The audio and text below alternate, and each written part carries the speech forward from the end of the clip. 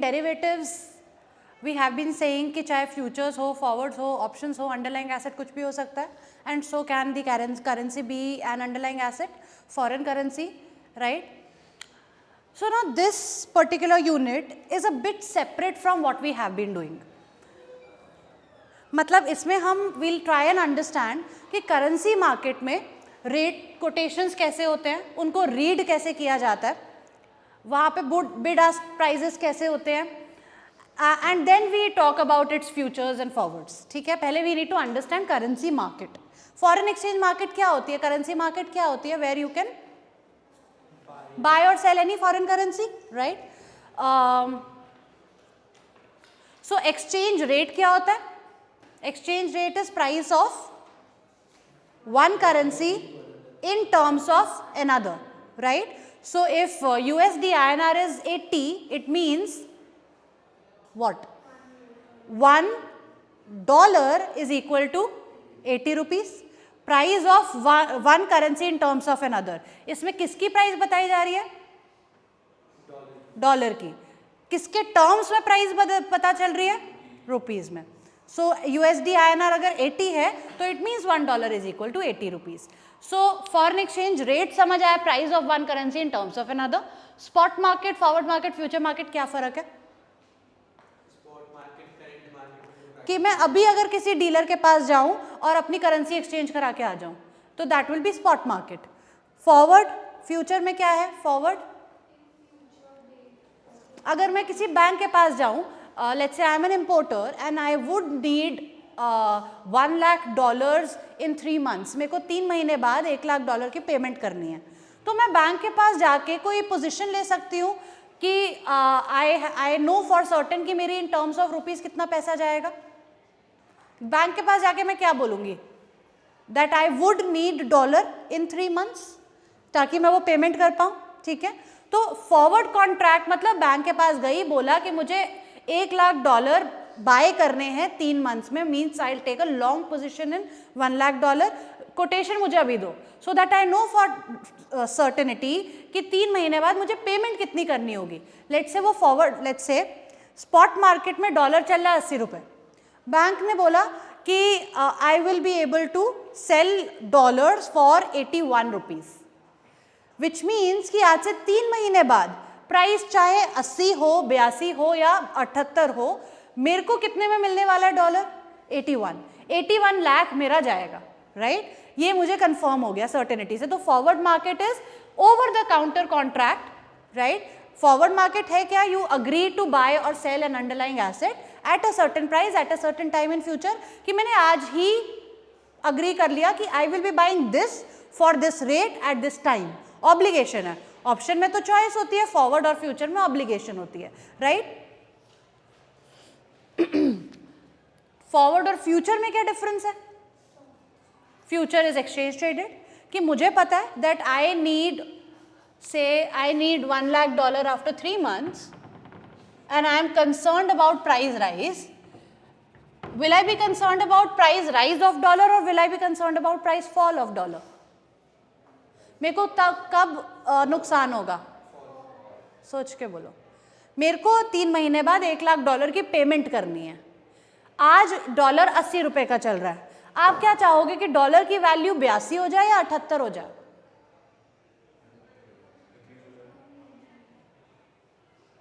Contradiction है class में. 78 या 82, व्हाट विल यू वांट? आज अगर पेमेंट करनी होती तो कितना जाता? 80 लाख. अगर 82 हो गया तो कितना जाएगा? 82 लाख. 78 होगा तो कितना जाएगा? 78 लाख. क्या चाहोगे? कम से कम. So as an importer, if I need dollars, if I need to buy dollars, I am concerned about its price rise. Price rise होगा तो मेरे को तो मेरा पैसा ज़्यादा निकलेगा, right?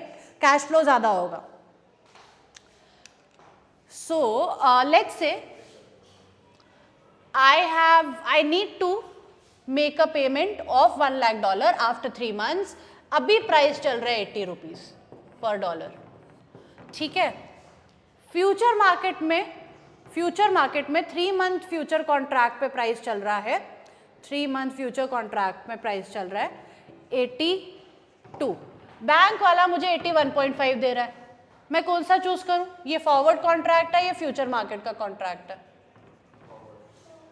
यहाँ पे फॉरवर्ड। अगर ये मेरे को 82.5 दे तो वैसे बहुत फर्क वो देगा ही नहीं, जो मार्केट में चल रहा है वही वही बैंक भी कोट करेगा। अब फ्यूचर में मैंने पोजीशन ली, लॉन्ग की लूं या शॉर्ट की लूं? Will I be committing to buy dollars और will I be committing to sell dollars? Long, I will be committing to buy dollars because I need dollars after 3 months, right? So 82 पे मैंने क्या किया? Long कर दिया, ठीक है।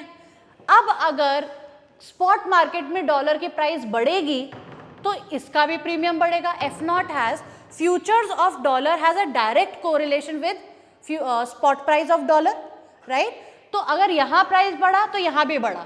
यहाँ मैंने 82 में लॉन्ग करा हुआ है, तो 82 का 83 होगा तो मेरा फायदा होगा, तब मेरा फायदा होगा, राइट? सो 82 पे अगर मैंने फ्यूचर में पोजीशन ले ली, मतलब मैंने लॉक कर लिया अपना प्राइस 82, ठीक है। I bought this contract which says that I can buy dollars और I will have to buy dollars at this rate, ठीक है। अब जब ये 82 से 83 होगा, जो चीज आपने 82 की फिक्स करी हुई है वो 83 हो गई, स्क्वायर ऑफ करके निकलोगे तो फायदा होगा या नुकसान होगा? फायदा होगा। अगर ये गिरा तो नुकसान होगा, राइट? तो लेट्स से 3 महीने मैंने फ्यूचर मार्केट में पोजीशन ली है। फ्यूचर मार्केट में फिजिकल डिलीवरी नहीं होती, मेरे को एक्चुअली में डॉलर नहीं मिल रहा और पैसे नहीं जा रहे। लेट्स से $1,00,000 की पेमेंट है 3 महीने बाद, मैंने फ्यूचर मार्केट में 82 पे लॉन्ग कर दिया डॉलर, ठीक है। अब आफ्टर 3 मंथ्स, 3 महीने हो गए, after 3 months let's say price is 85 in spot market and future market, कि भाई इसकी भी एक्सपायरी आ गई है, 3 महीना हो गया, ये कॉन्ट्रैक्ट खत्म होने वाला है। कॉन्ट्रैक्ट जब खत्म होता है तो spot price and future price converges, remember that. So let's say future price और स्पॉट प्राइस दोनों ही 85 हो गया, मेरे को प्रॉफिट है या नुकसान? कितने का? 3 लाख का, राइट? तो यहां 3 लाख का तो प्रॉफिट हुआ, करेक्ट, लेकिन मेरे को अभी भी $1,00,000 चाहिए, मार्केट से खरीद के आऊंगी, क्योंकि मेरे को फ्यूचर में नहीं मिल रहा है। फॉरवर्ड में तो एक्चुअली में फिजिकल डिलीवरी होती है फॉरवर्ड मार्केट में, फ्यूचर मार्केट में सिर्फ कैश सेटलमेंट होती है। प्रॉफिट था मेरे पास आ गया, जिसका लॉस हुआ होगा उसके अकाउंट से डेबिट हो गया होगा, राइट? तो ये 3 लाख मेरे पास आ गया। अब मार्केट से जब मैं डॉलर खरीदने जाऊंगी तो मुझे कितने का मिलेगा? 85 का ही मिलेगा, मतलब 85 लाख लगेगा। तो नेट मेरा कितना लगा? 85 लाख लगा, 3 लाख मिला, तो नेट कितना लगा? 82 लाख, जितने पे मैंने लॉन्ग किया था, मेरा प्राइस यहाँ फिक्स हो गया, right? Understood everybody? So forward और फ्यूचर का भी डिफरेंस समझ आता है कि forward is OTC and future is फायदा तब भी होगा अगर आप फॉरवर्ड मार्केट में पोजीशन ले लोगे और प्राइस बढ़ जाएगा तो आपको फायदा होगा, राइट? आपको कम प्राइस पे चीज मिल रही है, उतना फायदा।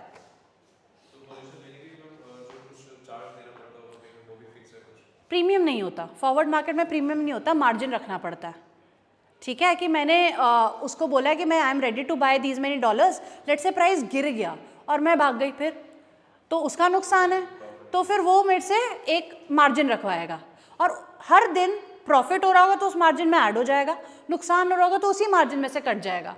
जैसे ही वो मार्जिन ज़्यादा नीचे गिरेगा तो वो बोलेगा रिप्लेनिश कर, फिर से मार्जिन डाल, तो मार्जिन ट्रेडिंग होती है ये। चलो अब हम थोड़ा करेंसी मार्केट की बात करेंगे, डेरिवेटिव से थोड़ा सा अलग जाएंगे। अब करेंसी मार्केट में लेट्स से आपका पेयर है, I need duster, I need a good marker.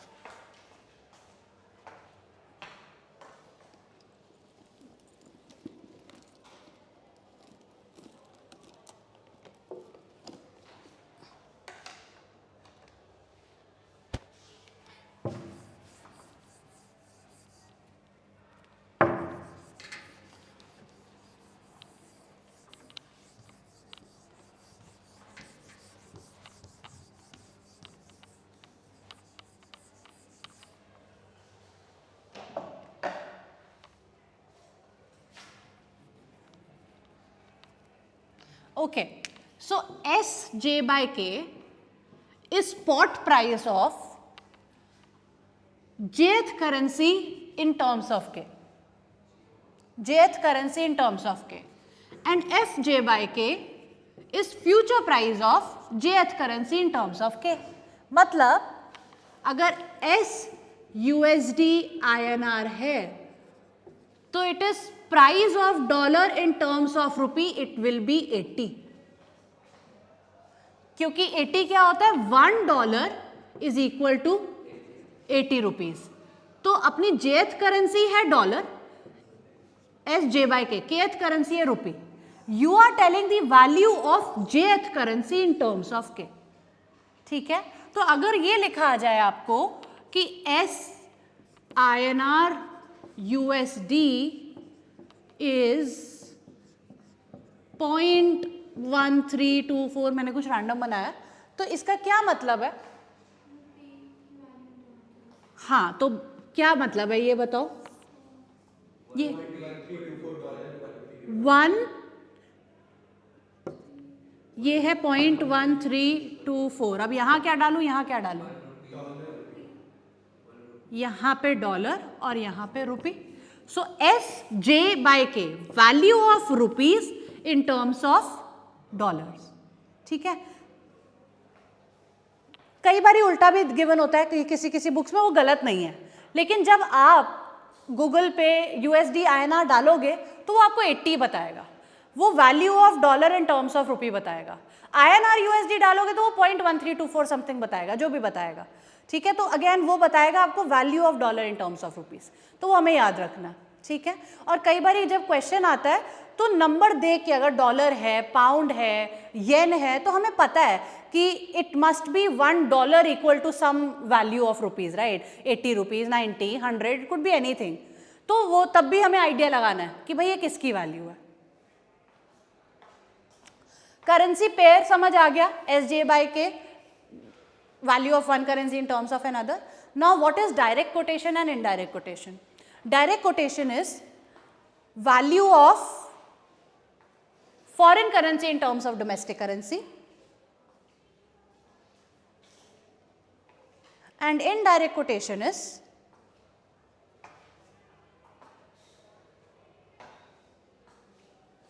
value of domestic currency in terms of foreign currency. Value of domestic currency in terms of foreign currency.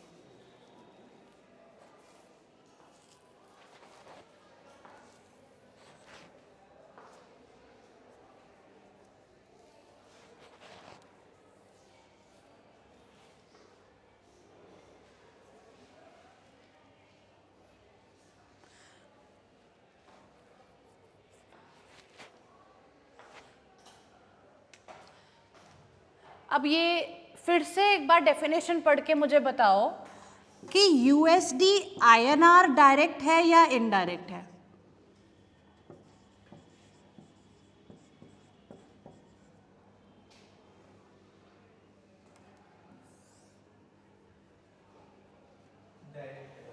Correct, it's a direct quotation. क्यों? Because it talks about the value of foreign currency in terms of domestic currency. $1 is equal to 80 rupees. तो अगर अपने domestic currency के term में बात हो रही है तो वो डायरेक्ट कोटेशन है, और INR USD हो जाएगा इनडायरेक्ट कोटेशन. ठीक है, okay. Next, what is bid ask price?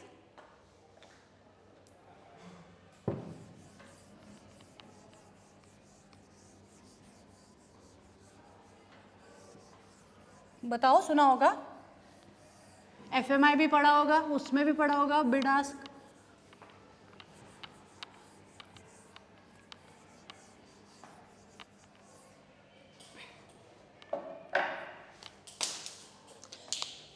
क्या होता है बिड? मतलब bid is by price, ask is ask rate, cell rate. Bid price is the price of the currency. Bid price is the price at which the dealer is ready to buy. Bid ask कौन देता है? Bank देते हैं या dealers देते हैं कि भाई वो इतने पे खरीदने को तैयार है और वो इतने पे बेचने को तैयार है. ठीक है, अगर मेरा USD INR is का bid ask is 80.3344 and 0.6677. Ask bid से कम हो सकता है क्या? The price at which somebody is ready to sell, can that price be less than the price at which he is willing to buy? Sell price will always be greater than buy price. भाई जितने पे खरीदोगे उससे तो महंगे पे ही बेचोगे ना. So ask price is always going to be greater than bid price. ठीक है. ये डीलर का प्राइस होता है कि डीलर कितने पे ये करेंसी खरीदने को तैयार है और वो कितने पे ये करेंसी बेचने को तैयार है. मतलब एक डीलर ने मुझे ये कोटेशन दी है, विच मीन्स, अब एक क्वेश्चन पुट अक्रॉस करूंगी, सोच के बताना. अगर मुझे $1000 बाय करने हैं, आई वॉन्ट टू बाय $1000 और डीलर ने मुझे ये कोटेशन दी है, तो मेरे लिए रेलेवेंट कोटेशन कौन सी है? मैं कितने पे बाय करके निकलूंगी?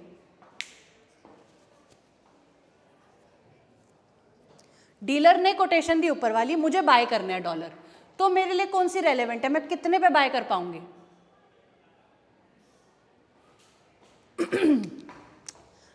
This is the price at which dealer is ready to buy $, and this is the price at which dealer is ready to sell $. Okay? मुझे बाय करना है तो डीलर को क्या करना पड़ेगा? सेल करना पड़ेगा. तो वो मेरे को कौन सा रेट देगा? 80.6677. तो डीलर का आस्क रेट मेरा बाय रेट बनेगा कस्टमर का. ठीक है, याद रहेगा ये. So bid price is the price at which dealer is ready to buy. या it can not be 0.6677. You have to remember, ऐसे ही लिखा आता है. ठीक है, लास्ट के सिर्फ जो भी 4 डेसिमल पॉइंट्स है. अगर लेट से ये लिखा होता 0.66, तो हम वैसे लिखा नहीं होगा, बट अगर लिखा होता तो हम ये मान लेते कि it is 0.6600. It is 80.6600 ask rate. ठीक है, समझ आ गया? Next,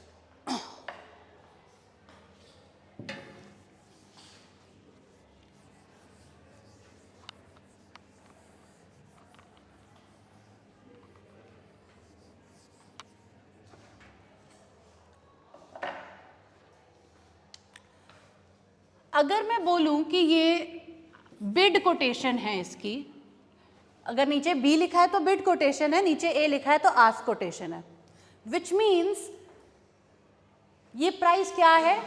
price at which $1 will be bought. कि भाई $1 इतने पे खरीदा जाएगा, ये डॉलर का बिड है. तो अगर मैं डॉलर खरीद रही हूं तो कुछ तो बेच रही हूं, एक्सचेंज है ना. अगर डॉलर खरीद रही हूं तो दूसरी करेंसी बेच रही हूं. तो हम बेच क्या रहे हैं? So S bid of $, by rupee is equal to ask quotation of rupee by $. 1 by ask quotation of rupee by $.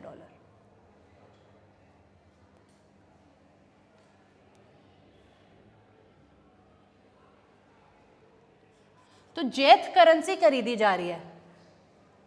ठीक है, तो 1 by 80.3344 करके जो आएगा, that will be the ask quotation of rupee. ठीक है, अगर इस रेट पे डॉलर खरीदा जा रहा है तो इसी के थ्रू रेट आएगा ना जिस पे रुपी बेचा जा रहा है. Right?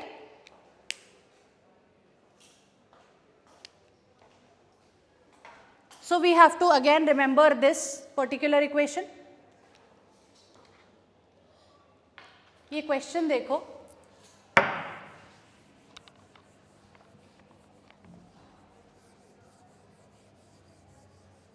and solve this question. आपको येन डॉलर का रेट गिवन है. एक सेकेंड,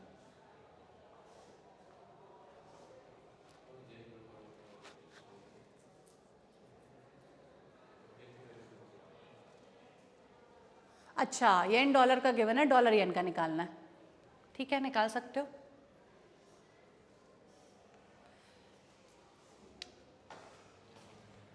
सो येन डॉलर का क्या रेट गिवन है, बिड क्या है 1 पॉइंट और आस्क क्या है,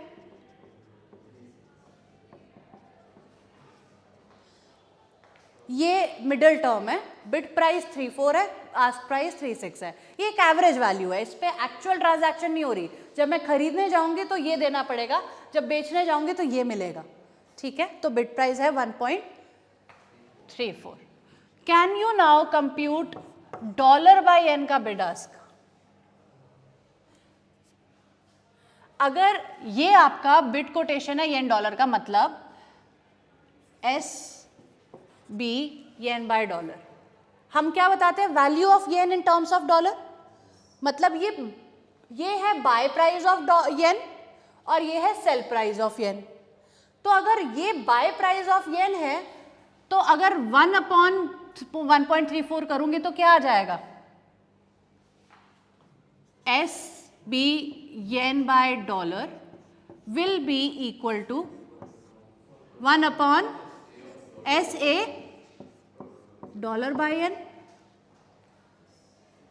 इसको अपॉन करेंगे तो ये वैल्यू आ जाएगी, ask price of dollar by yen, और इसको अपॉन करेंगे, ये क्या है, ask quotation of yen by dollar, मतलब येन का सेल रेट है, तो इसको अपॉन करूंगी, अगर येन बेच रही हूं तो डॉलर खरीद रही होंगी, सो 1/SB डॉलर बाय एन, ठीक है। तो 1/1.36 यहां आ जाएगा और 1/1.34 की वैल्यू यहां आ जाएगी।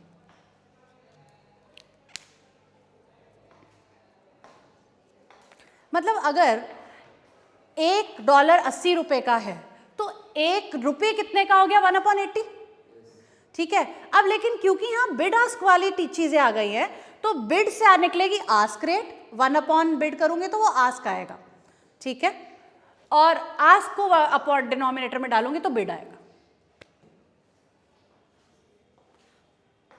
तो ये जो पहले हमने इक्वेशन देखी उसी को अप्लाई किया यहाँ पे, अंडरस्टूड। एक और क्वेश्चन करना है, आगे चले, चलो एक और करना।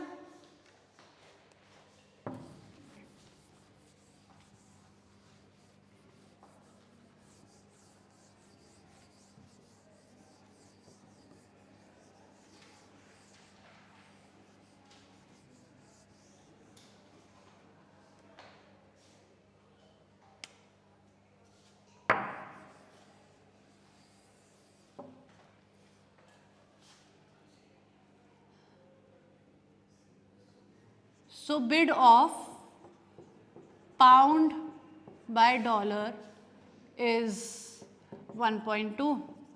Ask of pound by dollar is 1.4. Compute bid and ask for dollar by pound.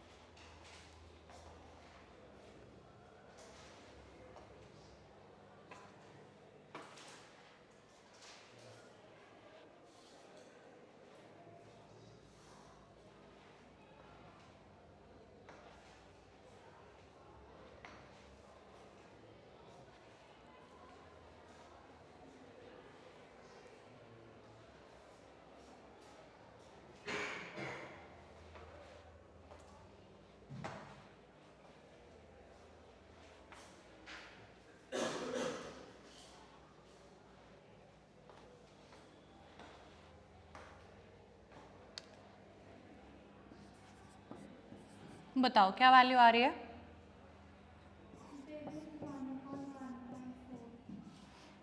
Value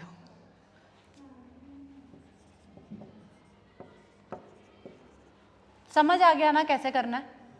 so 1/1.4 will be the bid value of, and 1/1.2 will give you the bid value of dollar by pound again. Understood? Okay. Let's move to another topic, cross exchange rates.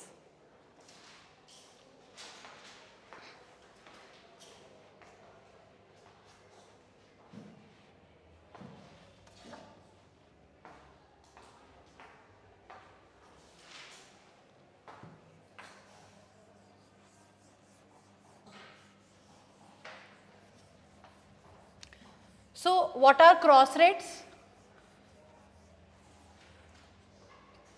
So there are many currencies, right? But not all currencies are as frequently traded as dollar, yen, pound. there are 5-6 currencies जिसके बहुत trading desk, आप किसी भी dealer के पास जाओगे आपको मिल जाएगी. उसका रेट जो है वो it is defined on a continuous basis. ठीक है, डिमांड सप्लाई से उसका रेट चेंज होता रहता है, राइट? डॉलर बढ़ गया, रुपये गिर गया, ये होता रहता है.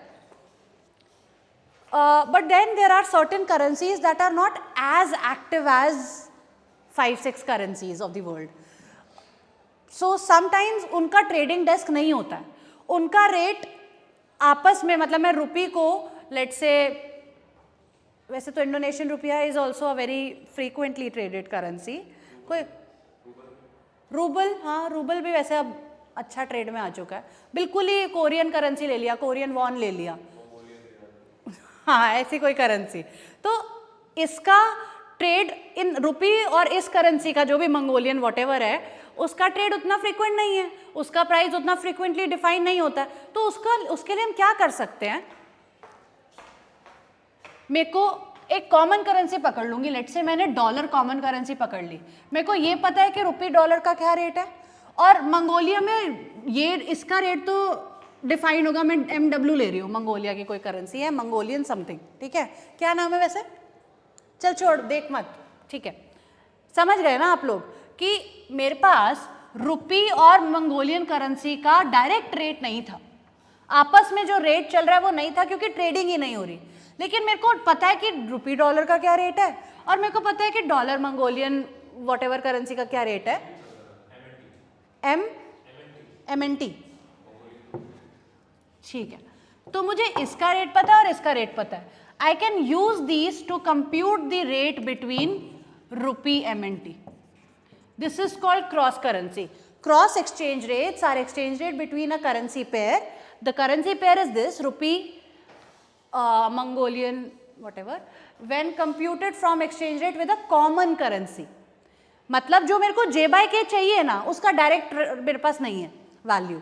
तो मैं क्या करूंगी? I will move from one currency to another common currency, then move out of this currency into the other currency जिसमें मेरे को जाना है. लेट्स से मुझे रुपी से, इसका नाम अच्छे से बता, मैं बार बार, मंगोलियन है, तुक्रिक. सो मेरे को लेट्स से रुपये से मंगोलियन तुक्रिक चाहिए.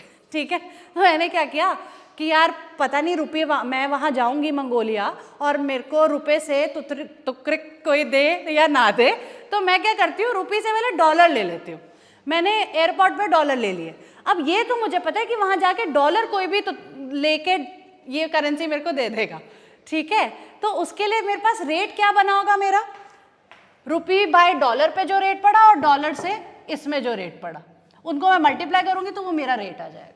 ठीक है, तो कॉमन करेंसी के थ्रू जब हम J/K का रेट निकाल रहे हैं, that is cross exchange rate. ठीक है, इसकी इक्वेशन क्या बनेगी?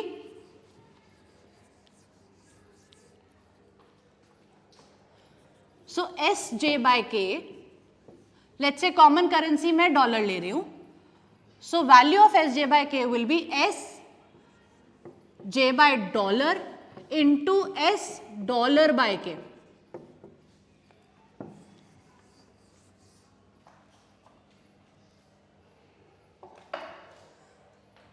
अगर मैंने K/$ ले लिया तो हमें जे बाय के नहीं मिलेगा। हमें क्या चाहिए, जे बाय के। जे बाय के लिए जे बाय डॉलर, अगर मेरे पास लेट्स से के बाय डॉलर है तो मैं डिवाइड कर सकती हूँ, फिर मेरा वैल्यू ठीक आ जाएगा। जे बाय डॉलर अपॉन के bye dollar gives me J by के, डॉलर डॉलर कट गया, ठीक है। यहाँ पे जे बाय डॉलर और अगर डॉलर बाय के है तो आई विल हैव टू मल्टीप्लाई, क्योंकि फिर से जे बाय डॉलर है और डॉलर बाय के है, राइट? क्योंकि चाहिए क्या इवेंचुअली, जे बाय के। अभी तो हमने बिना बिड आस्क के करा है, लेकिन हमें यूजुअली बिड कोटेशन और आस्क कोटेशंस के साथ गिवन होता है। So cross rates with bid quotation and ask quotations, which means कि मुझे निकालना तो J by K है, मेरे पास क्या गिवन है, मेरे पास J by डॉलर का बिड है और आस्क है, और डॉलर बाय K का बिड है और आस्क है, ठीक है। आई हैव दीज 4 वैल्यूज, और निकालना मुझे J by K का बिड और आस्क है, ये फिल करना है।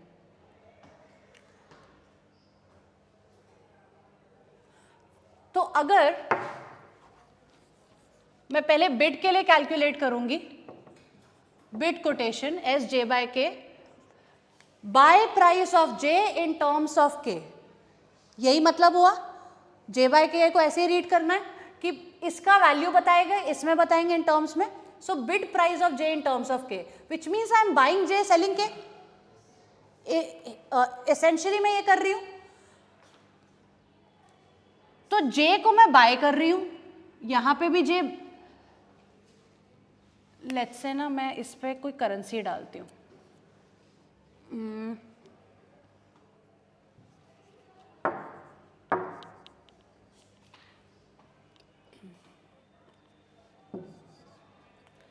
Same rupee by dollar and Mongolian MNT, और हमें चाहिए rupee by MNT, which means मेरे को रुपी बाय एमएनटी का बिड भी चाहिए और आस्क भी चाहिए। पहले तो फॉर्मूला बनाते हैं बिना बिड आस्क डाले।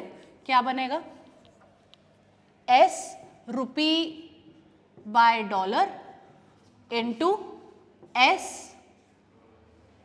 डॉलर बाय एमएनटी, मल्टीप्लाई कर रही हो तो डॉलर बाय एमएनटी चाहिए। अगर मुझे एमएनटी बाय डॉलर गिवन होता तो मैं डिवाइड करती, ठीक है। मेरे को चाहिए रुपी बाय एमएनटी। अब मैंने बिड कोटेशन डाल दिया कि मेरे को बिड कोटेशन चाहिए, buy price of rupee in terms of MNT. तो रुपी एसेंशियली रुपी खरीद रही हूं और एमएनटी बेच रही हूं। तो अगर जेथ करेंसी एस जे बाय के होता है ना, इसको ही खरीदा जाता है, इसी को ही बेचा जाता है, इसी की खरीद की वैल्यू बता रहे हैं, इसी की सेल की वैल्यू बता रहे हैं, है ना, value of J in terms of के। तो यहां पे रुपी हम क्या कर रहे हैं, खरीद रहे हैं, बिड कोटेशन आएगा। यहां पे हम एमएनटी क्या कर रहे हैं, बेच रहे हैं, डॉलर हम खरीद ही रहे होंगे अगर उसको बेच रहे हैं तो, इसलिए यहां भी बिड कोटेशन आएगा। तो इसकी बिड कोटेशन निकालने के लिए दोनों की बिड कोटेशन को मल्टीप्लाई करना है, J by dollar into dollar by K, दोनों की बिड कोटेशन चलेगी, ठीक है। और अगर यही मेरे को आस्क चाहिए, which means I want the sell rate of rupees in terms of MNT, essentially rupee बेचा जा रहा है, एमएनटी खरीदा जा रहा है। यहां पे रुपी है जेथ पोजीशन पे, जेथ करेंसी को हमेशा, जेथ करेंसी होती है जिसको बेचा या खरीदा जाता है, रुपी को मैं क्या कर रही हूं, सेल, तो यहां आ जाएगा ए, ठीक है।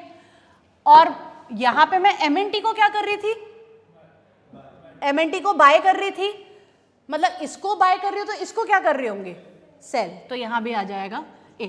तो ये जो जे होता है ना, उसके हिसाब से बिड आस्क लगता है, क्योंकि उसका बिड रेट और उसका आस्क रेट बताया जा रहा है, ठीक है।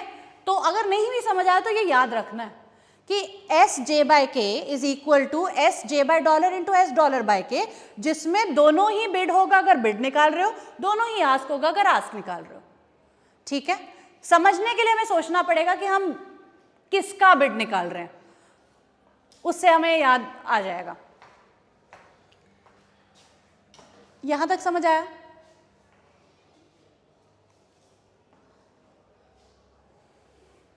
ये क्वेश्चन है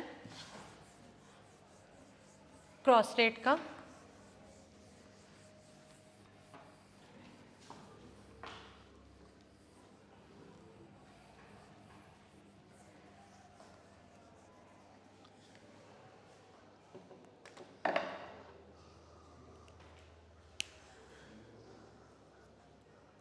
So we have been given Swiss francs, Canadian dollars, Australian dollar. Common currency कौन सी है? Australian dollar AUD। और जे बाय के निकालना किसका है? स्विस फ्रैंक पर CAD, कैनेडियन डॉलर। ये निकालना है। वैल्यूज गिवन है, विल यू ट्राई योरसेल्फ? हाँ करना है।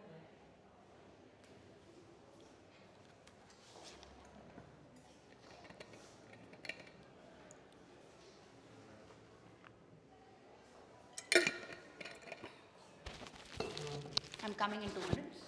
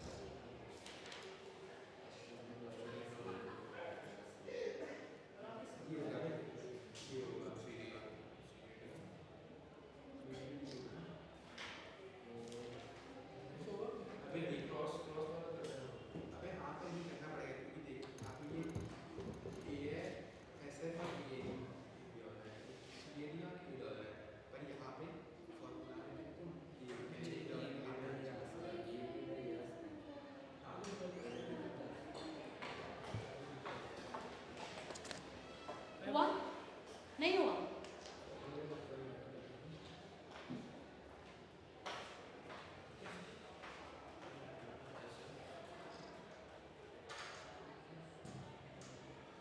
अच्छा, इसमें एक चीज मेरे को बतानी चाहिए थी। This is bid price 1.5960, ask price क्या बना? 70 1.5970।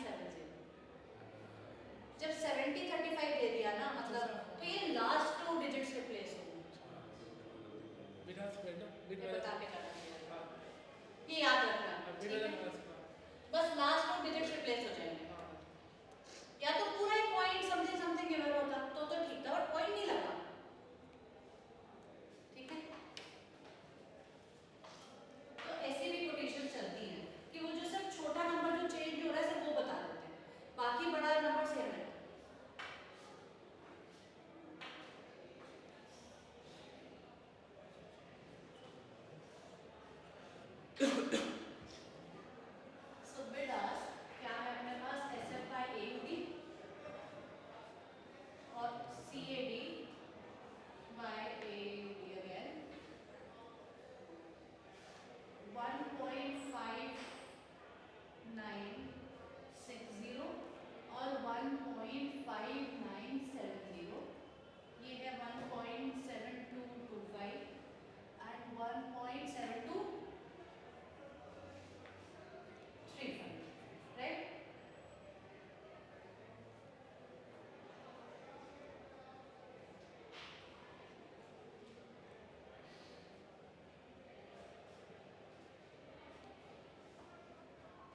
So they are asking for SF for CAD.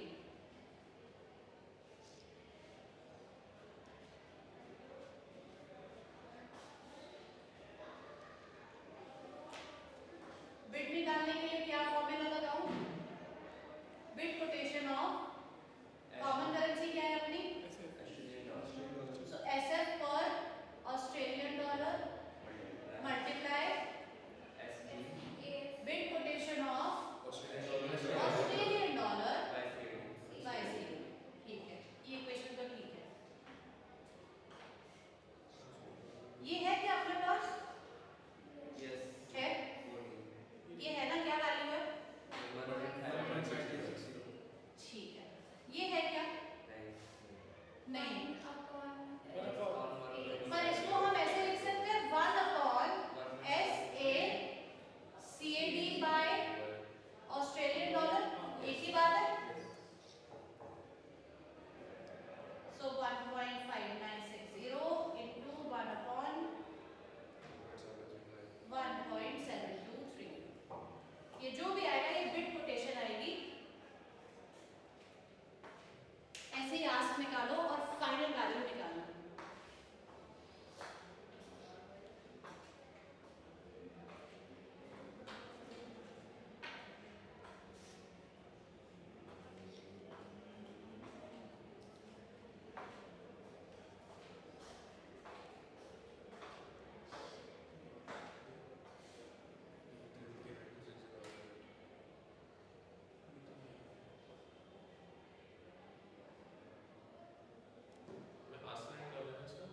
हाँ जी, आंसर क्या है? आस्क रेट भी निकालना है, बिड रेट भी निकालना है.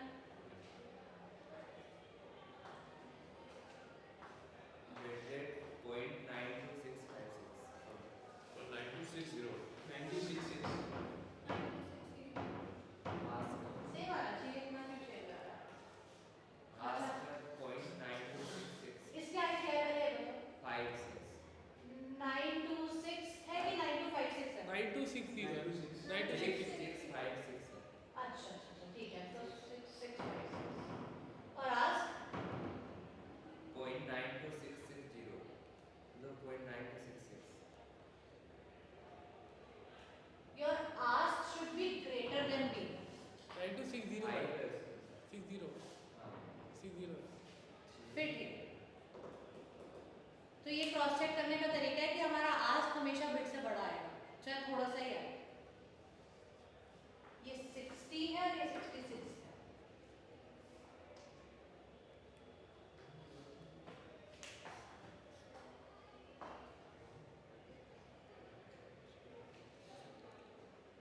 ये 9.266 है. 0.9266 कैसे है? सो हमें क्या निकालना है? SF बाय CAD का आस्क कोटेशन. ठीक है, तो फॉर्मूला तो ये बनेगा Swiss franc by $8 into Swiss $8 by Canadian dollar. और क्योंकि आस्क निकालना है तो दोनों का आस्क. वो क्या होता है?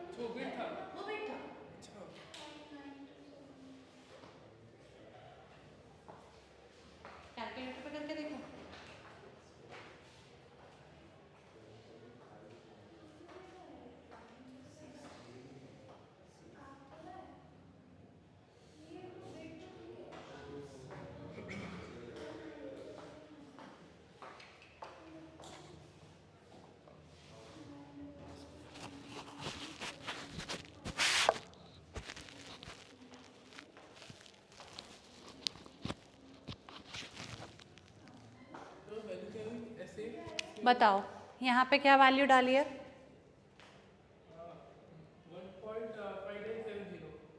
1.5970. 1 5970. एक second, ask rate of Swiss Frank पर ऑस्ट्रेलियन डॉलर, ये तो गिवन ही है करेक्ट 1.5970। ये अपने पास नहीं है, अपने पास कैनेडियन ऑस्ट्रेलियन डॉलर है, तो this will be equal to bid quotation of Canadian dollar per Australian dollar which is 1.5970 into 1 upon क्या वैल्यू आएगी? बिड कोटेशन लेंगे 1.7225, 7225, यही किया है?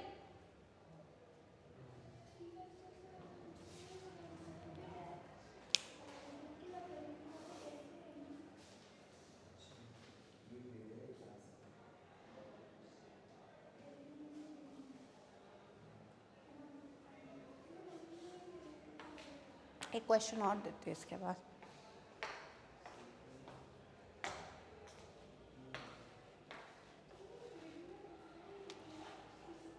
So 927 आ रहा है. 0.927 आ रहा है, 7 के आगे 4 डेसिमल तक बोला करो। 9271. ठीक, अदर्स ऑल्सो चेक।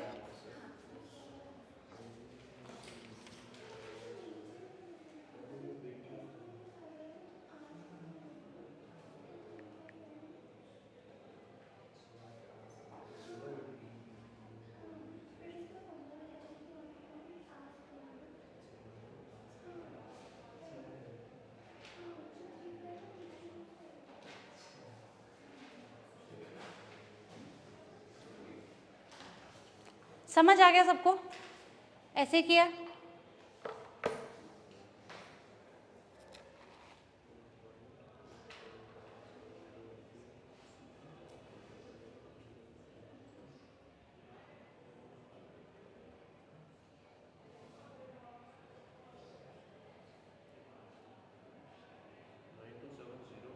हम्म,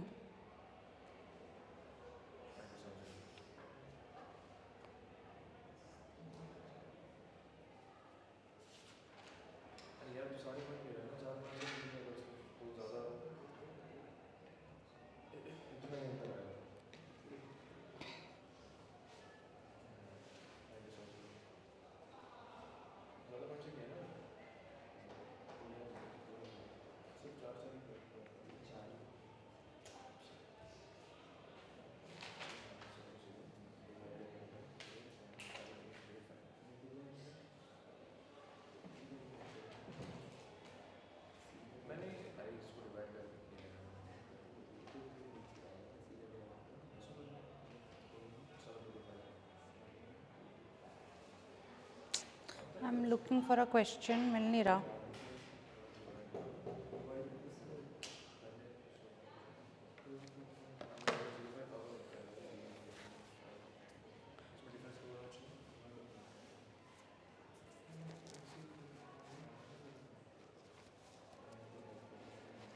क्या हो गया, क्या इशू हो गया?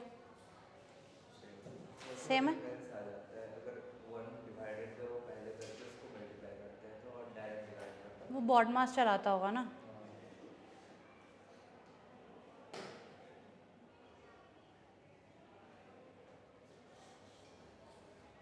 चलो एक छोटा सा क्वेश्चन और लिखो, ये ऐसा नहीं है but meanwhile I look for another question. Assume the direct quote for pound sterling,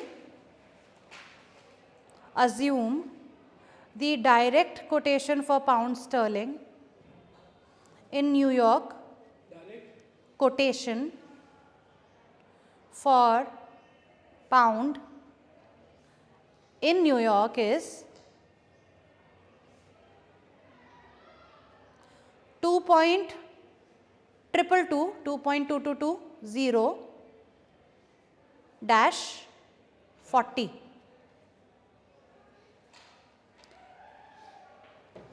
A part, give the direct quotation for dollar in London.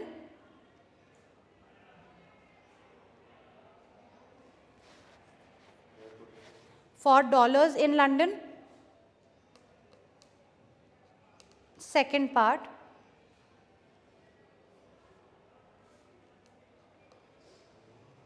estimate the percentage bid ask spread, percentage bid ask spread in New York.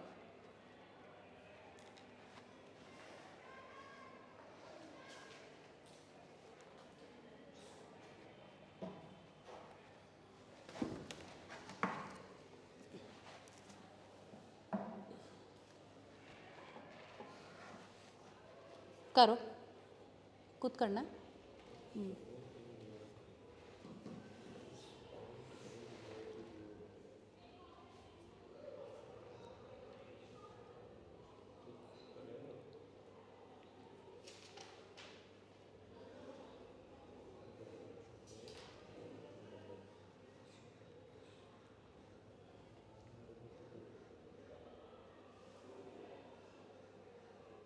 Dollar pound होगा, pound पे dollar होगा। Direct quotation है New York में, तो किसके terms में होगा? Dollar के टर्म में। इट मीन्स कि ये जो कोटेशन गिवन है, कोटेशन उसी करेंसी पे आएगी। नहीं, value of pound in terms of dollar, तो पाउंड पर डॉलर बता रहा है ना, क्योंकि वैल्यू पाउंड की आ रही है, डॉलर के टर्म्स में आ रही है। J/K में J होती है बेस करेंसी और K होती है कोट करेंसी, जिसके टर्म्स में कोटेशन है। लिख लो, ये मैंने लिखवाया नहीं शायद। SJ/K जो हम बोलते हैं SJ/K, तो J अपनी हो गई बेस करेंसी कि किसकी वैल्यू बताई जा रही है, और K हो गई कोट करेंसी। J करेंसी मतलब $1, बेस मतलब $1 की वैल्यू बता रहे हैं। $1 equal to these many pounds, या 1 pound equal to these many dollars.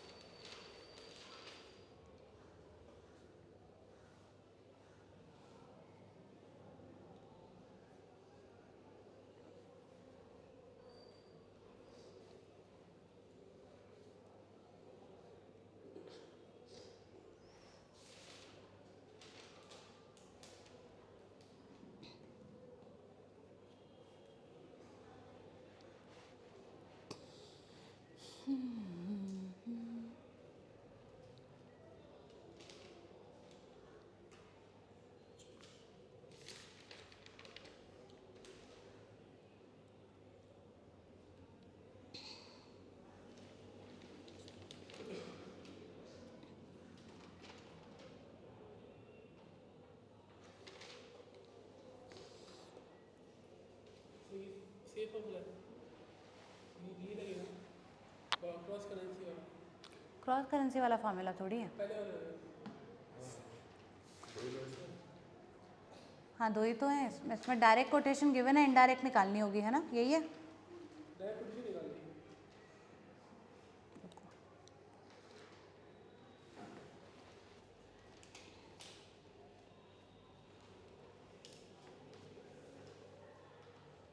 अच्छा, डायरेक्ट निकालनी है लंदन के हिसाब से ना, डायरेक्ट कोटेशन इन लंदन, तो न्यूयॉर्क के लिए वो इनडायरेक्ट हो गई।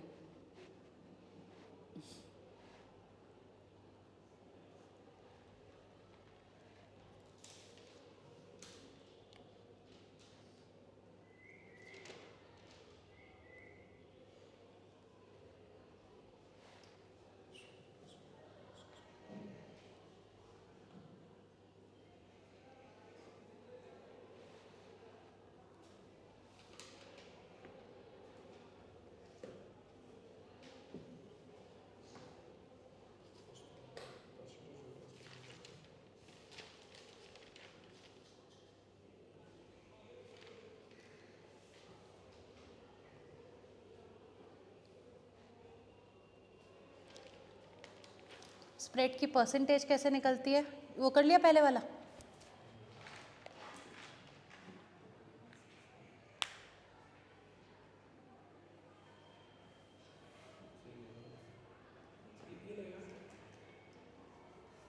तुम्हें गिवन क्या है, डॉलर बाय पाउंड नहीं, पाउंड में डॉलर दिया।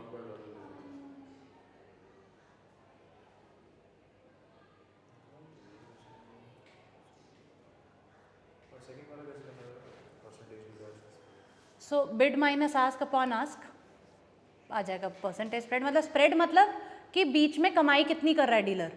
अगर 80.33 में खरीद रहा है और 80.35 में बेच रहा है तो उसकी spread is the profit he is making, which is 80.35 minus 80.33 upon 80.33।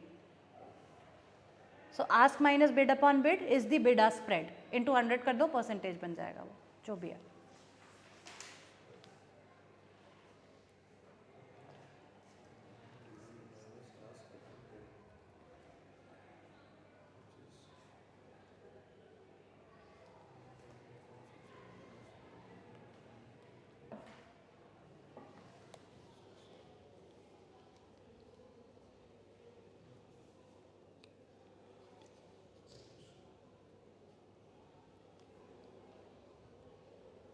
पहले वाले का आंसर क्या है? पहले वाले मैम आंसर पहले वाले दिखाओ मुझे एक बारी। ये अभी तुम ना एक तुम्हें बिड और आस्क दोनों निकालने हैं, और किस ये तुम्हें गिवन है पाउंड बाय डॉलर, तुम्हें निकालना है डॉलर बाय पाउंड का बिड। कैसे निकाला, 1/SA of pound by dollar, correct. तो इसको किया, ठीक है। अब आस्क भी निकालो। आस्क भी नेगेटिव कैसे होगा, गलत निकाला मतलब बिड और ask. Ask will always be greater than bid.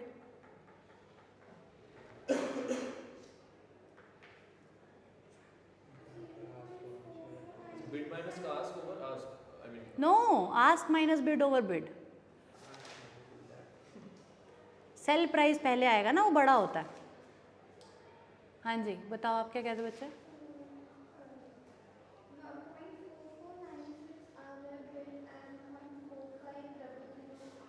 ठीक है। और इन्होंने बिड स्प्रेड कहाँ का पूछा है,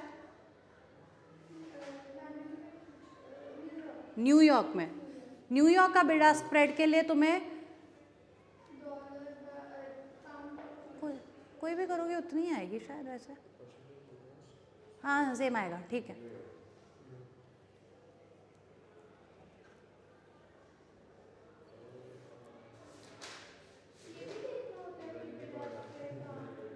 नहीं वो बस क्वेश्चन में अलग से मेंशन था तो मेरा थोड़ा मेरे को लगा कि प्रॉब्लली इट्स इम्पॉर्टेंट। आस्क वाले कितना मैम आस्क वाले आंसर क्या है? बताइए बच्चे क्या था ask value, 0.44।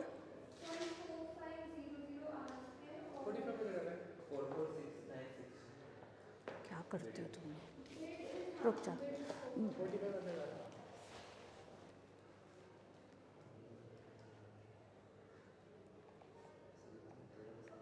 1 divided by 2.222, 0.4500 is the bid. No, it's the bid. Wait. Oh हाँ हाँ हाँ, is the ask, correct. 0.4500 is the ask and 1 divided by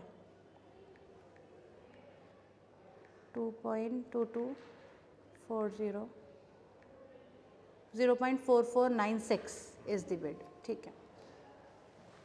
ठीक है, बिड आस्क स्प्रेड समझ आ गया। क्रॉस कोटेशन का एक और क्वेश्चन प्रैक्टिस करना है या ये समझ आ गया था।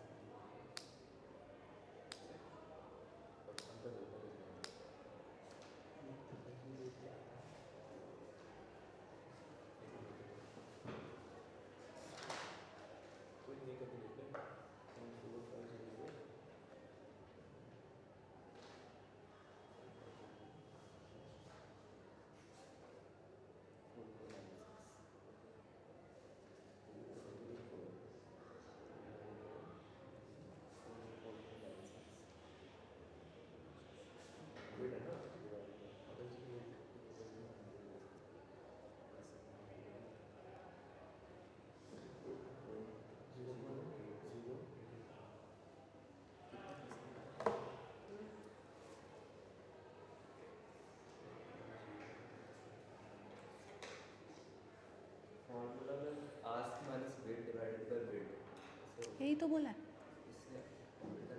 इसने उल्टा लिखा है। हाँ पहले पहले आस्क, भाई जो बड़ा है वो पहले आएगा ना। ask means will divided by will into हम्म,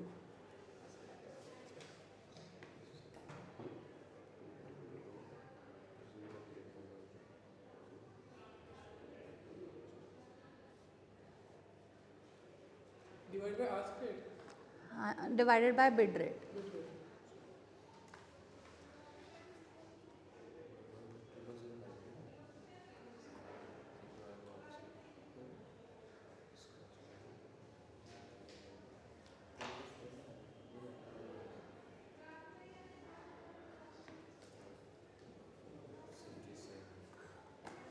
आगे बढ़े।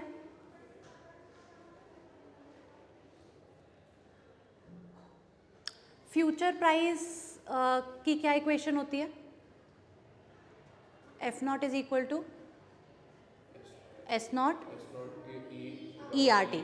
लिख लो एक बारी, F naught is equal to S naught E R T. अब हम करेंसी फ्यूचर्स पे आ रहे हैं। करेंसी मार्केट की कोटेशंस हमने समझ ली, बिड आस्क क्या होता है, बिड आस्क स्प्रेड क्या होता है, डायरेक्ट कोटेशन क्या होता है, इनडायरेक्ट क्या होता है। करेंसी फ्यूचर्स, फ्यूचर का theoretical price is F naught is equal to S naught E R T, right? जैसे वो लास्ट क्वेश्चन में इसमें लिखा था कि percentage beta spread in New York में निकालना है। एक ही आएगा। तुम 2.22 वाला भी यूज़ करोगे तो भी यही आएगा, उसी से तो निकाला है तुमने। दूसरा करके दे, अलग आ रहा है अलग आ रहा है क्या? 0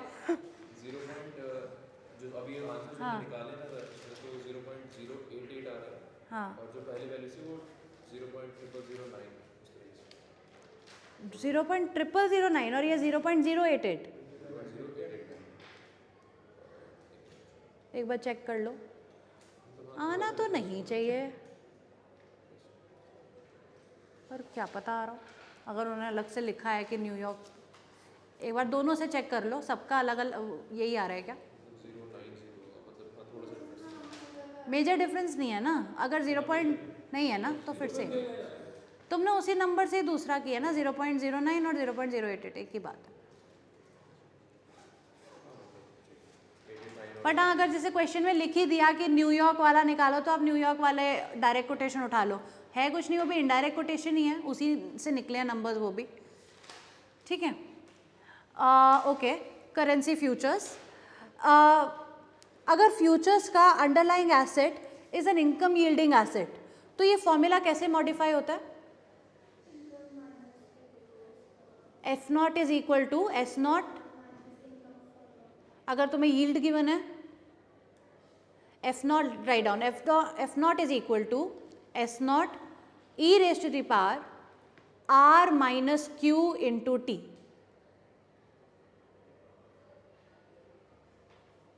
इंटू टी, ये तुमने करा नहीं है क्या फ्यूचर्स?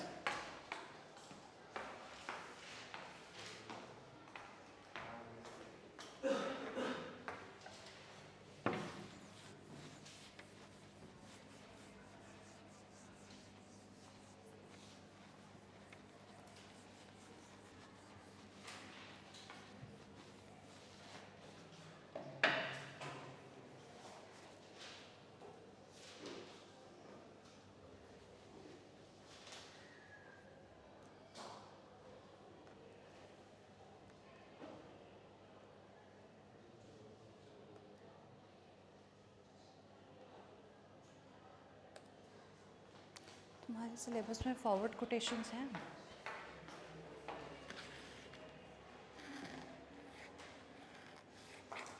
नहीं।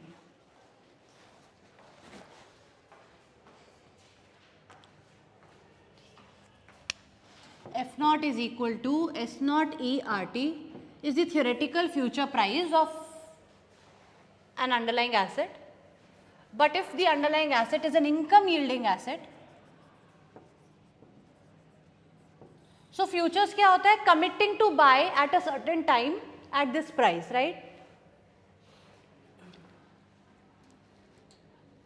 अब अगर आपको ऑलरेडी अंडरलाइंग एसेट पे रिटर्न मिल रहा है, in that case the future price will be R minus Q into T, ठीक है, where Q is the income yield, dividend yield, जो कुछ भी हो सकता है कि अंडरलाइंग एसेट पे कैश फ्लो कितना आ रहा है during the period of future, कि भाई जब तक फ्यूचर कॉन्ट्रैक्ट चल रहा है उस अंडरलाइंग एसेट पे पैसा कितना बन रहा है। सो करेंसी फ्यूचर्स में अंडरलाइंग एसेट क्या होता है? करेंसी। करेंसी एक इनकम यील्डिंग एसेट है। Of course if you have rupees with you, you can make money out of it, right. Riskless कहीं भी डालोगे कुछ 7% तो कमाई लोगे, 6-7% में साल का। तो currencies are always income yielding asset and we will always use this formula to find the future value और forward value of a currency, ठीक है, where Q will be the return on currency, कि भाई उस currency denominated treasury bill पे return कितना मिलता है। Q will be return on currency, जो भी करेंसी मेरी रेलेवेंट करेंसी है,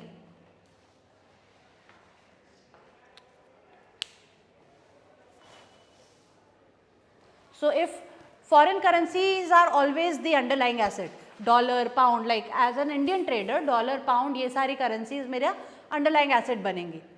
तो इन करेंसी पे जो रिटर्न आ रहा है वो क्यू है।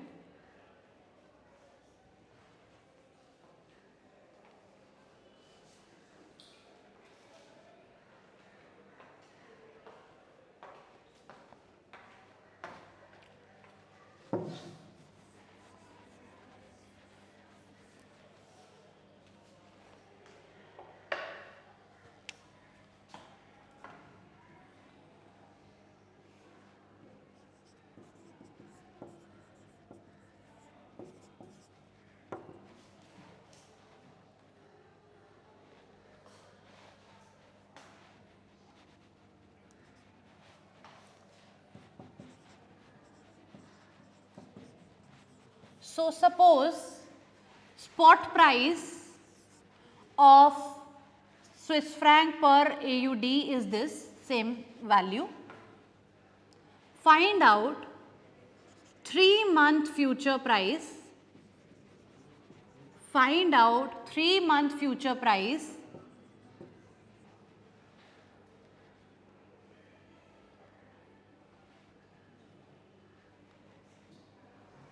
of Australian dollar if risk-free rate of return on Swiss franc is 5% and risk-free rate of return on Australian dollar is 2%.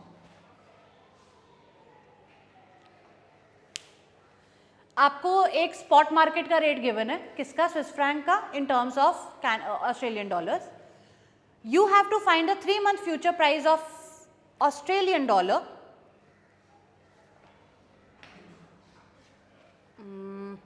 Future price of Australian dollar है तो आपको कन्वर्ट करना पड़ेगा, इसको कर ही लोगे वैसे तो, ठीक है, बिल्डास का टाइम, ठीक है। 3-month future price of Australian dollar if risk free rate of return on Swiss Franks is 5%, risk free rate on Australian dollar is 2%। ये क्वेश्चन है, ठीक है। मतलब फ्यूचर प्राइस किस करेंसी का निकालना है? अंडरलाइंग एसेट क्या है? Australian dollar, right. F0 is equal to S0 E raise to the power R minus QT, यही होता है। स्पॉट प्राइस क्या है, किसका चाहिए?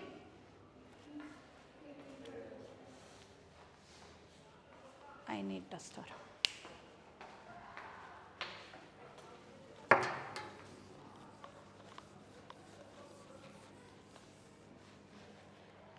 अपने को प्राइस गिवन किसका है? हमें गिवन है स्विस फ्रैंक पर Australian dollar, which is price of Swiss Frank in terms of Australian dollar, यही होता है। मेरे को चाहिए ऑस्ट्रेलियन डॉलर का price in terms of Swiss Frank, this is what I want. मेरे को फ्यूचर का प्राइस निकालना है ना, तो स्पॉट में भी मुझे इसका ऑस्ट्रेलियन डॉलर का ही प्राइस लेना पड़ेगा, राइट। तो अपने को ये गिवन है, इसको हमें कन्वर्ट करना पड़ेगा। अगर दिस इज स्विस फ्रैंक पर AUD, 1/1.5960 will give you spot price of AUD पर स्विस फ्रैंक। ठीक है, निकाल के बताओ कितना आता है।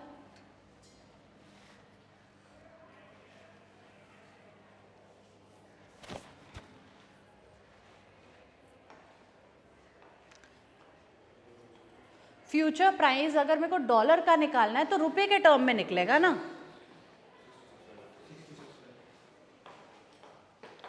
कितना?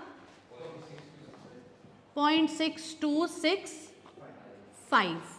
तो अब मेरे पास आ गई ऑस्ट्रेलियन डॉलर की value in terms of Swiss franc. Okay, now I can find the future value of Australian dollar in terms of Swiss Frank.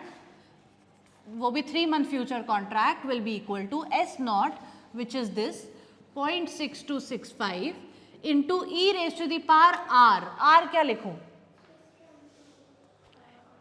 जो ऑस्ट्रेलियन डॉलर पे कमाई हो रही है, मेरे अंडरलाइंग एसेट पे कमाई हो रही है, वो R है या Q है? वो Q है।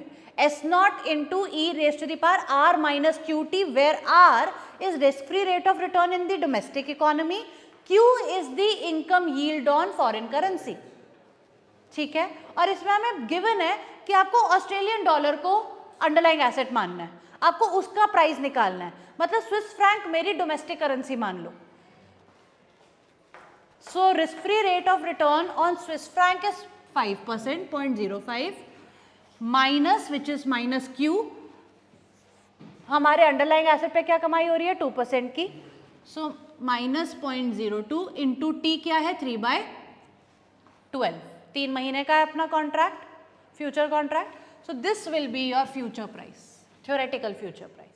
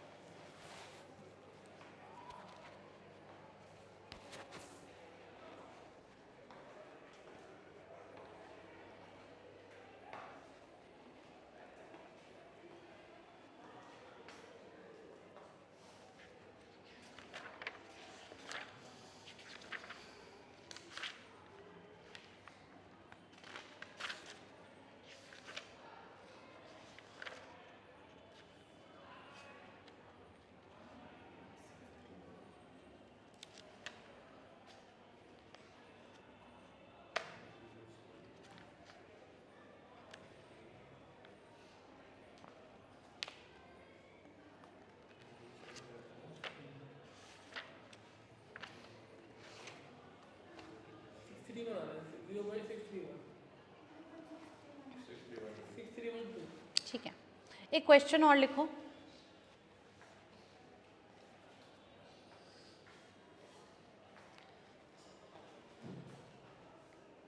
If the spot price of Canadian dollar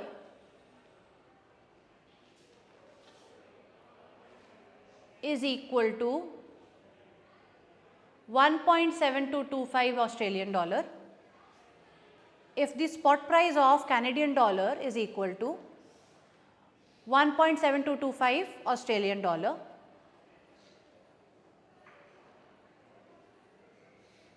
risk free rate of return on Canadian dollar is 5%, risk free rate of return on Australian dollar is 6%। Australian dollar लिखना होता है, AUD लिख लेते हैं, AUD is 6%। Find 3 month future price of, find 3 month future price of Canadian dollar।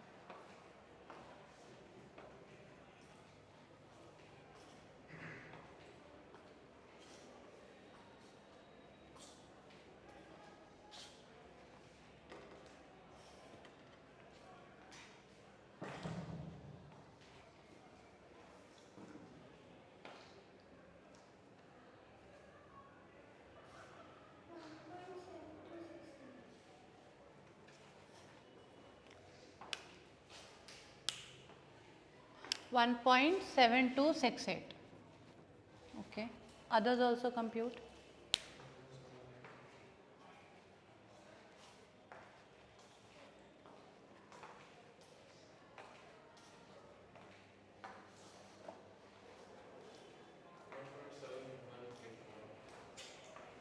Okay.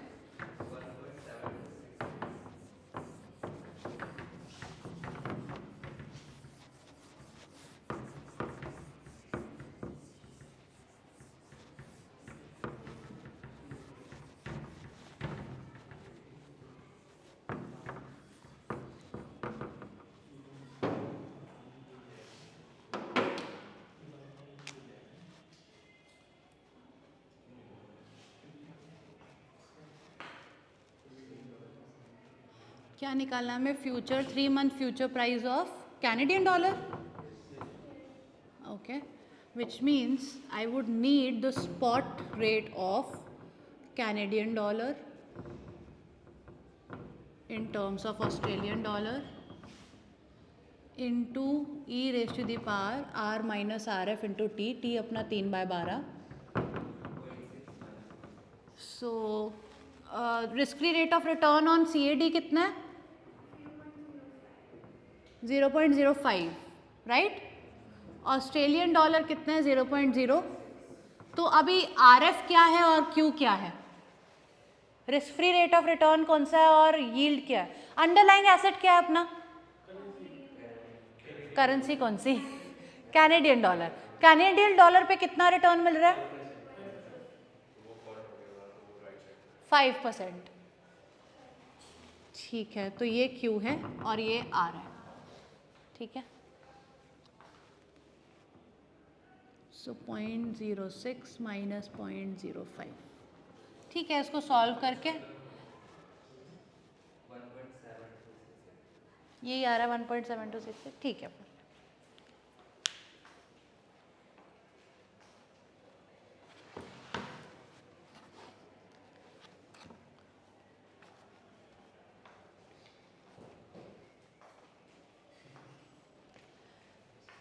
अब एक बहुत छोटा सा टॉपिक रह गया. टॉपिक एक ही रह गया मतलब. अब वो नेक्स्ट क्लास में करें या अभी करें? क्या कहते हो? करवा दूं? फिर नहीं आओगे नेक्स्ट क्लास में? अच्छा, सबके हो गए. तो फिर वो क्या कराते हैं क्लासेस में? रिवीजन?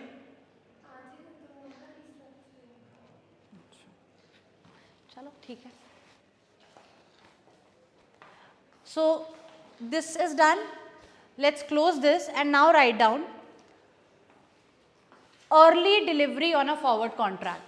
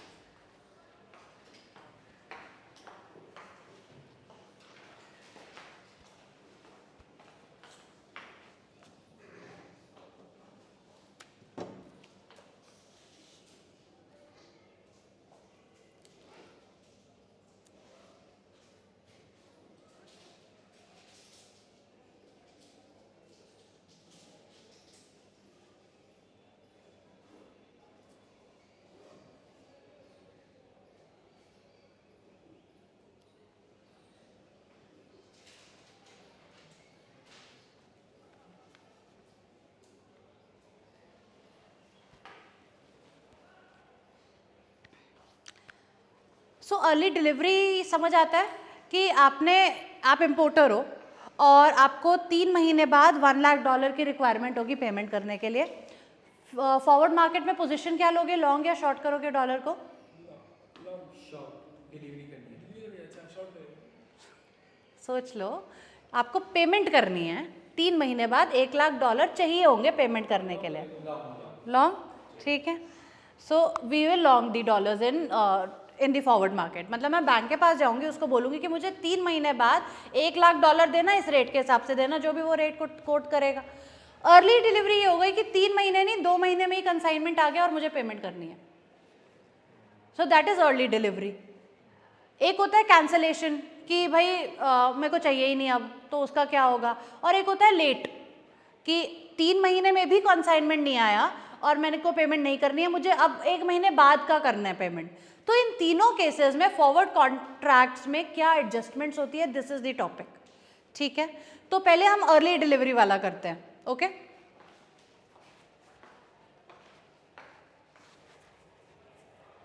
एक क्वेश्चन लिखते हैं, उसके थ्रू करेंगे। क्वेश्चन लिख लो, we'll get a story line and then we'll work through it. On 1st Jan 2024, Mr. Ashok, comma, an exporter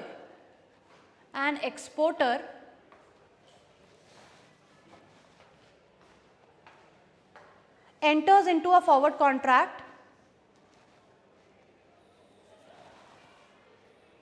with PNB Bank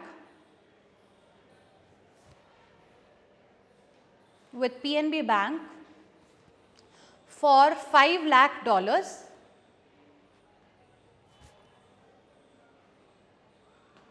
on 31st March 2024 at 85.40, at the rate 85.40.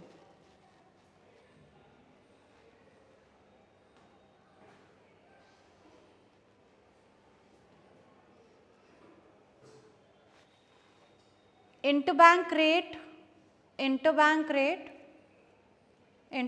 rate on 26th February 2024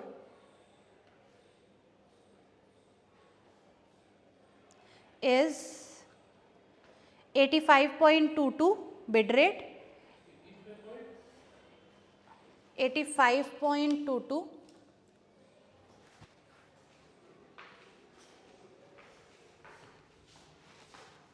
spot में बताएंगे 1 month future price और 2 month future price. 85.22, 85.27,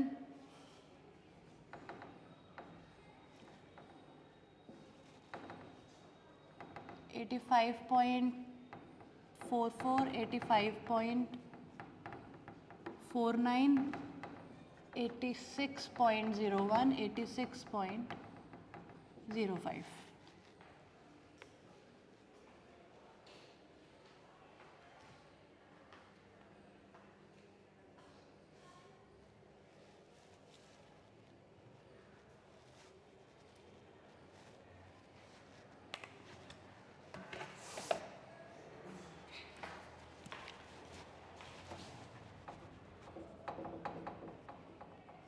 तो एक exporter है जिसको कितने dollars की payment मिलेगी।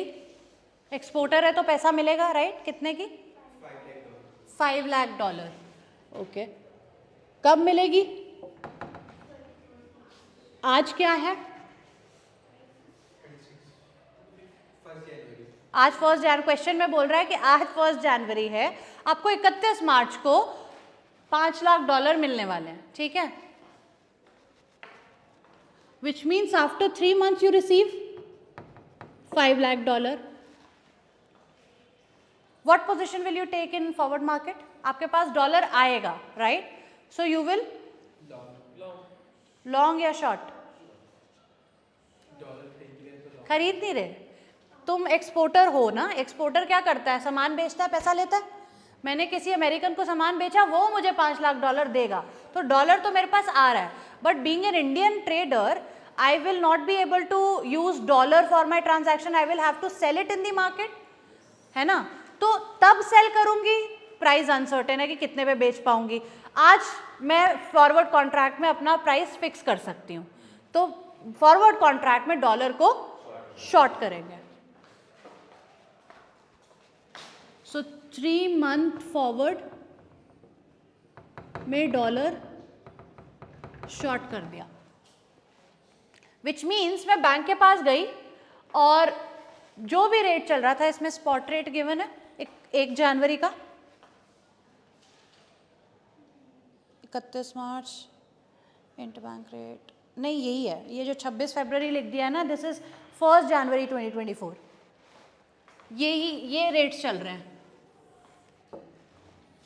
ठीक है। 1 जनवरी जब एक्सपोर्टर आया है एक पोजीशन लेने के लिए, शॉर्ट करने के लिए डॉलर्स को, तो ये रेट चल रहे हैं स्पॉट में 1 मंथ फॉरवर्ड, 2 मंथ फॉरवर्ड, अपने को तो 3 मंथ फॉरवर्ड भी चाहिए, 3 मंथ फॉरवर्ड।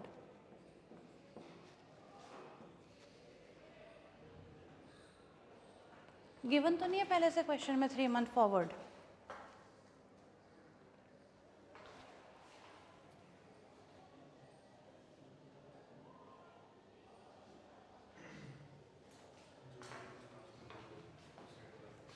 चलो बना लेते हैं 87.1, 87.4, ठीक है। So now exporter goes to the bank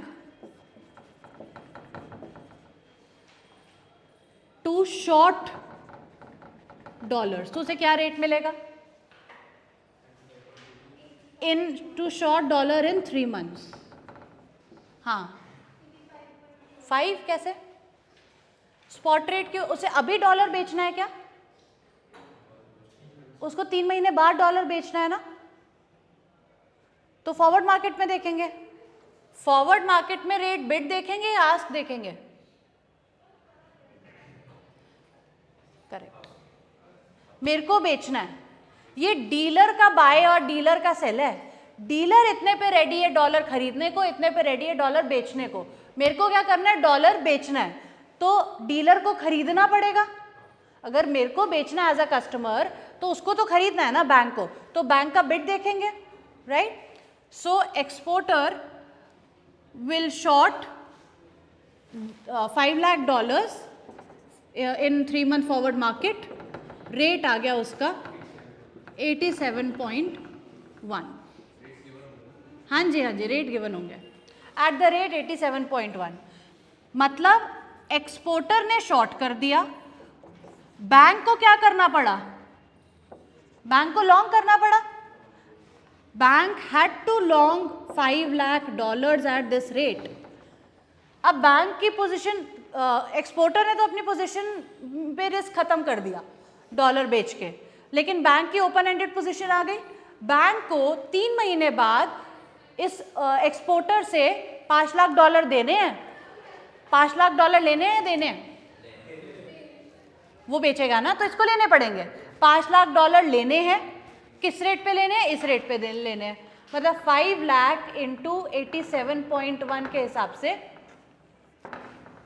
उसको डॉलर खरीदने पड़ेंगे, रुपए देने पड़ेंगे, ठीक है। अब मार्केट में डॉलर का रेट बढ़ भी सकता है, घट भी सकता है। बैंक क्या चाहेगा? रेट घटे या बढ़े?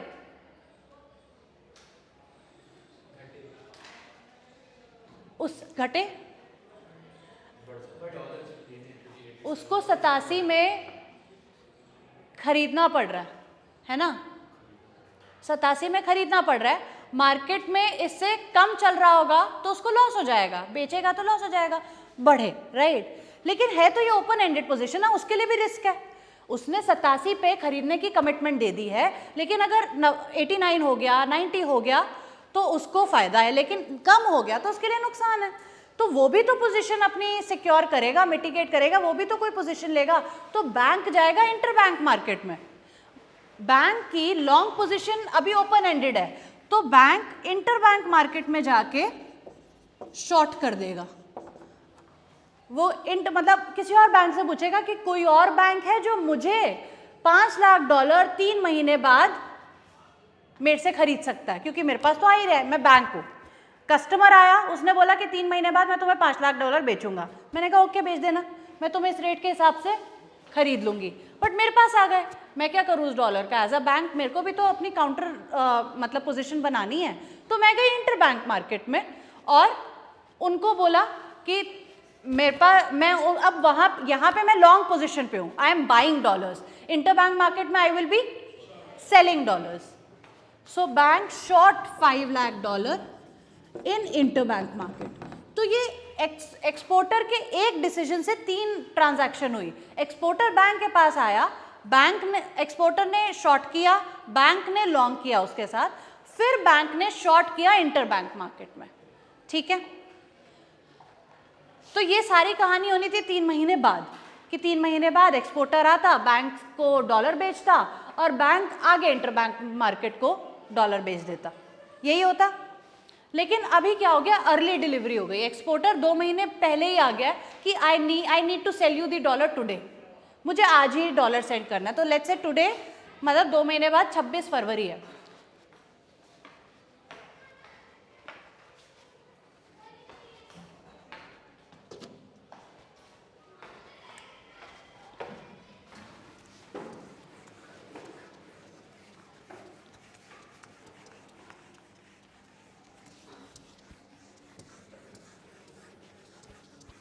अब आपको 26 फेब के भी रेट्स गिवन है.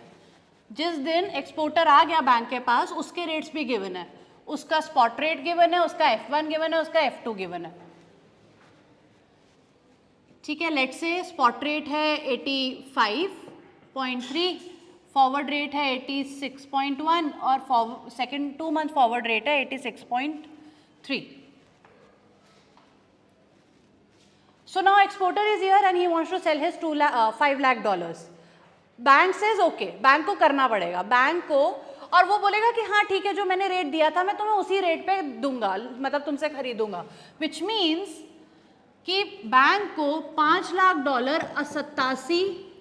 87.1 पे बाय करने पड़ रहे हैं. तो अब क्या ट्रांजैक्शन हुई, एक्सपोर्टर ने अपनी पोजीशन क्लोज कर दी, आके $5 लाख बैंक को बेच दिए और इंपोर्टर ने डॉलर खरीद लिए. लेकिन क्योंकि ये अर्ली डिलीवरी एक्सपोर्टर ने ली है तो कोई भी नुकसान बैंक को इसकी वजह से होगा, वो कौन भुगतेगा, एक्सपोर्टर ही भुगतेगा.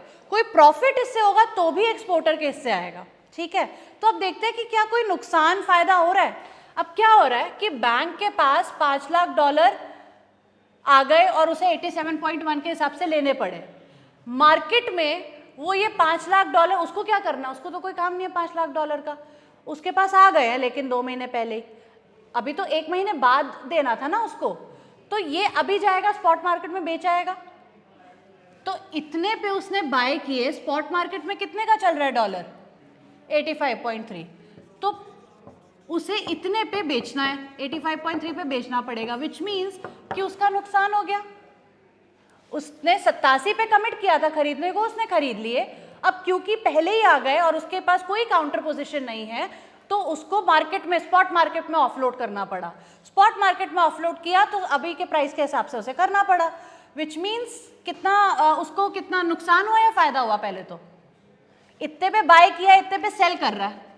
डॉलर 87.1 पे एक्सपोर्टर से ले लिए, स्पॉट मार्केट में 85.3 चल रहा है, इतने पे बेचना पड़ रहा है. नुकसान हो रहा है या फायदा, नुकसान. कितने का हो रहा है,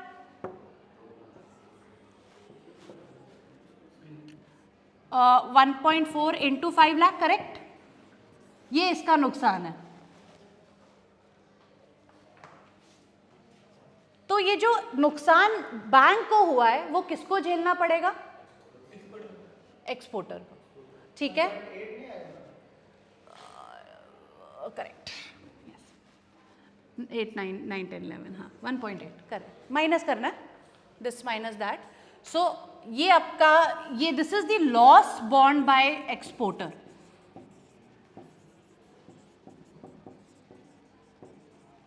विच मीन्स एक्सपोर्टर को कितने मिलने थे 5 लाख इंटू 87.1. लेकिन जो बैंक का लॉस है ना वो इसलिए हुआ है क्योंकि एक्सपोर्टर ने अर्ली डिलीवरी मांगी है, राइट. तो इसका जो लॉस हो रहा है वो उसको बियर करना पड़ेगा. विच मीन्स अब उसको 5 लाख इंटू 87.1 नहीं मिलेगा, उसको 5 लाख इंटू 85.3, मतलब ये जो लॉस हुआ है वो माइनस हो जाएगा. उसको रिसीवेबल था ना, पेबल होता तो ऐड हो जाता, एक्सपोर्टर के लिए ये पैसा रिसीवेबल है, 5 लाख इंटू 87.1 उसको मिलने वाले हैं, right.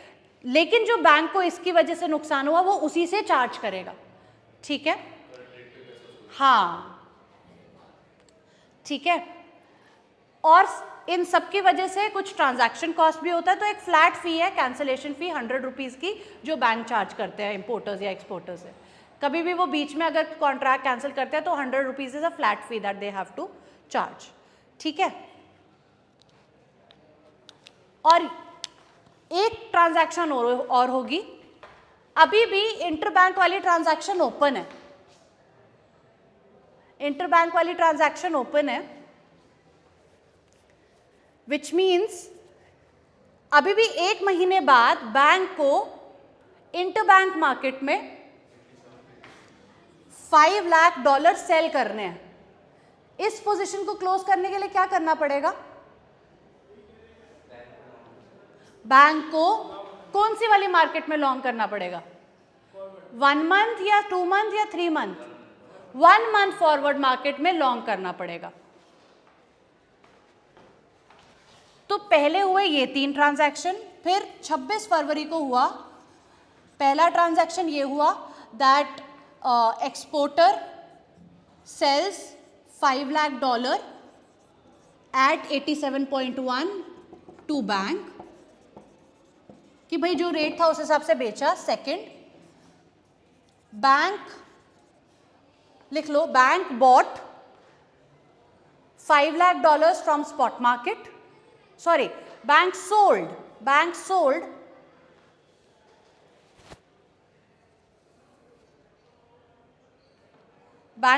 $5 lakh in spot market at spot rate which is 85.3। और थर्ड ट्रांजैक्शन हुई, bank longed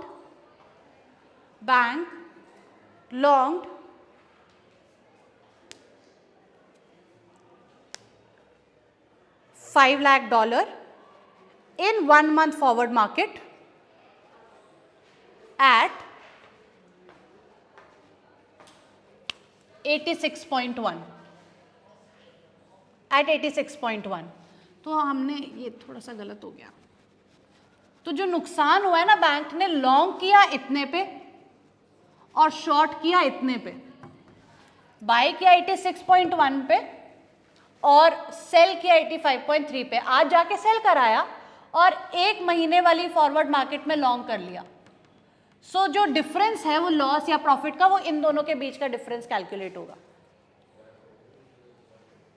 which is 86.1 minus 86.1 पे लॉन्ग किया, 86.1 पे लॉन्ग किया, 85.3 पे शॉर्ट किया, कितना आया?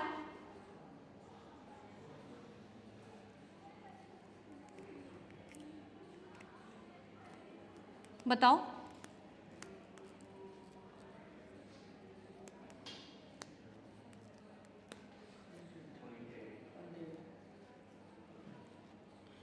.8। तो जो नुकसान हुआ है बैंक को वो इतना हुआ है और ये चार्ज होगा एक्सपोर्टर से, ठीक है। So what you have to compare is कि स्पॉट मार्केट में कितने पे खरीदा या बेचा गया और फॉरवर्ड मार्केट में जो पोजीशन लिया वो कितने पे लिया। You will have to forget कि इसको किस रेट पे दिया था, इसको जिस रेट पे दिया था उस पे ही खरीदना या बेचना पड़ेगा। ये एक्सपोर्टर था इसलिए हम खरीद रहे थे, इंपोर्टर होता तो हम बेच रहे होते, बैंक बेच रहा होता। कंपैरिजन होगा जो एडिशनल पोजीशंस आई हैं। एडिशनल पोजीशन ये आई है कि आज ही $5 लाख मेरे पास आ गए, मेरे को बेचने पड़ेंगे मार्केट में, तो मैं स्पॉट मार्केट में बेच के आई। और दूसरी एडिशनल पोजीशन ये आई है कि मेरे को अपने इंटरबैंक मार्केट वाली पोजीशन को क्लोज करने के लिए फिर से 1 मंथ फॉरवर्ड मार्केट में पोजीशन लेनी पड़ रही है। तो उन रेट्स को कंपेयर करेंगे और उससे जो प्रॉफिट या लॉस होगा वो हमारे एक्सपोर्टर के खाते से कटेगा। प्रॉफिट होगा तो उसके लिए एडिशन है, लॉस होगा तो उसी के लिए नुकसान है। Bank is not going to bear it, ठीक है।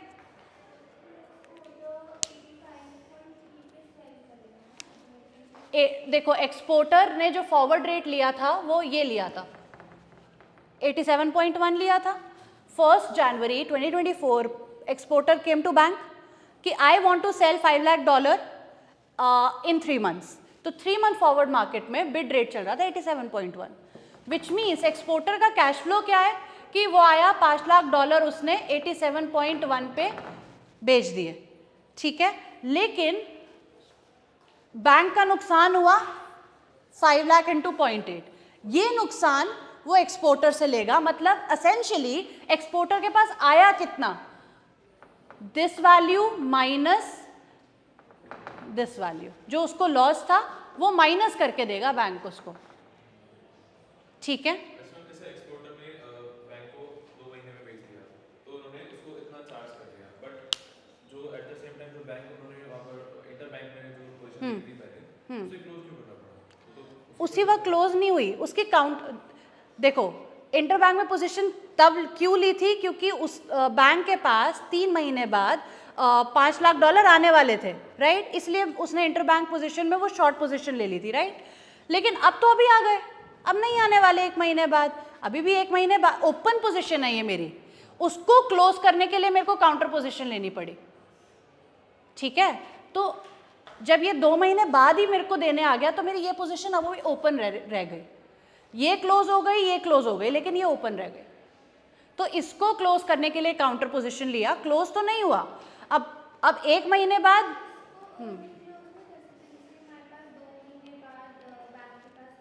मैं अर्ली क्लोज करूंगी तो मेरे इंटर बैंक पार्टिसिपेंट को फिर कोई तो होगा ना जो उसको उसकी काउंटर पोजीशन बनेगा. मतलब मैं अर्ली क्लोज करने जाऊंगी उसके पास, जैसे एक्सपोर्टर आया मेरे पास, तो वो फिर पीछे, मतलब somebody will have to counter it, मतलब बैलेंस तो करना पड़ेगा किसी को, कोई ना कोई तो काउंटर पार्टी हमेशा ही बनेगा, ठीक है. तो एक क्वेश्चन हम अगली बार भी करेंगे, थोड़ा सा कंफ्यूजन हो गया यहाँ पे, but we'll take another question next time. One thing that we have to remember is कि अर्ली डिलीवरी या late delivery, the loss will be borne by exporter or importer, profit will also be taken by exporter or importer, ठीक है. बस उसमें जाके हमें loss निकालना है, माइनस कर देना, प्रॉफिट निकालना है तो प्लस कर देना.